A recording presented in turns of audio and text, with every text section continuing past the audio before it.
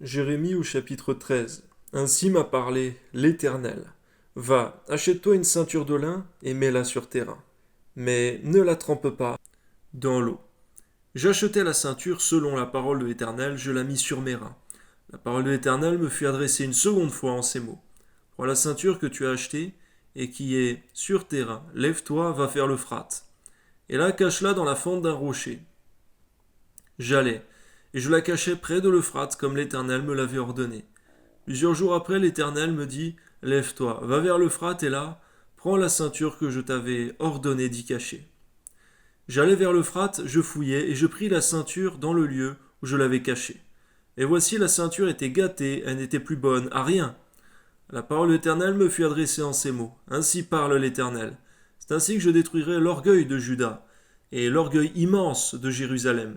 Ce méchant peuple qui refuse d'écouter mes paroles, qui suit les penchants de son cœur, et qui va auprès d'autres dieux, pour les servir et se prosterner devant eux, qui deviennent comme cette ceinture, qui n'est plus bonne à rien, car comme on attache la ceinture au rein d'un homme, ainsi je m'étais attaché toute la maison d'Israël et toute la maison de Juda, dit l'Éternel, afin qu'elle fût mon peuple, mon nom, ma louange et ma gloire. Est-ce que nous devons être, nous, c'est vrai, Seigneur, ton Église, en ces jours, Seigneur, la colonne et l'appui de la vérité dans ce monde, Seigneur, Amen. Mais ils ne m'ont point écouté. Tu leur diras cette parole, ainsi parle l'Éternel, le Dieu d'Israël.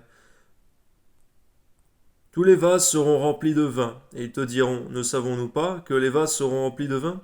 Alors tu leur diras, ainsi parle l'Éternel, voici, je remplirai tous les habitants de ce pays, les rois qui sont assis sur le trône de David, les sacrificateurs, les prophètes et tous les habitants de Jérusalem. Je les remplirai d'ivresse, je les briserai les uns contre les autres, les pères et les fils ensemble, dit l'Éternel, je n'épargnerai pas, je n'aurai point de pitié, point de miséricorde, rien ne m'empêchera de les détruire.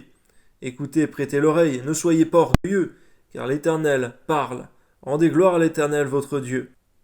Avant qu'il fasse venir les ténèbres, avant que vos pieds heurtent contre les montagnes de la nuit. Vous attendrez la lumière, et il la changera en ombre de la mort. Il la réduira en obscurité profonde.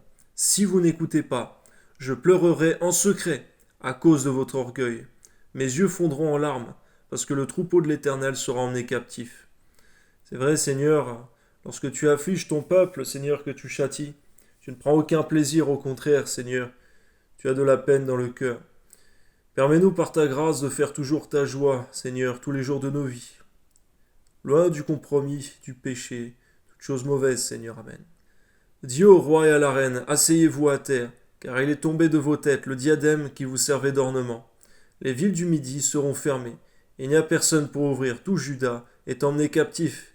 Il est emmené tout entier captif. Lève tes yeux et regarde ceux qui viennent du septentrion. Où est le troupeau qui t'avait été donné, le troupeau qui faisait ta gloire? Que diras-tu de ce qu'il te châtie? C'est toi-même qui leur as appris à te traiter en maître. Les douleurs ne te saisiront-elles pas, comme elles saisissent une femme en travail?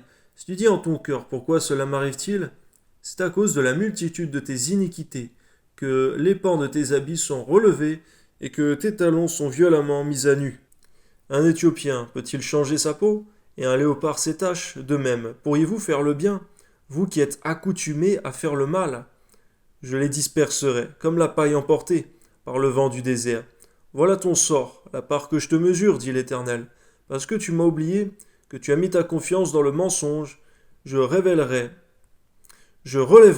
tes pans jusque sur ton visage, afin qu'on voie ta honte.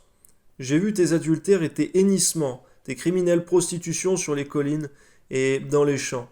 J'ai vu tes abominations. Malheur à toi, Jérusalem, jusqu'à quand tarderas-tu à te purifier? Amen. C'est vrai, il est écrit dans ta parole que c'en est assez d'avoir dans le temps passé marché dans toutes sortes d'iniquités, Seigneur.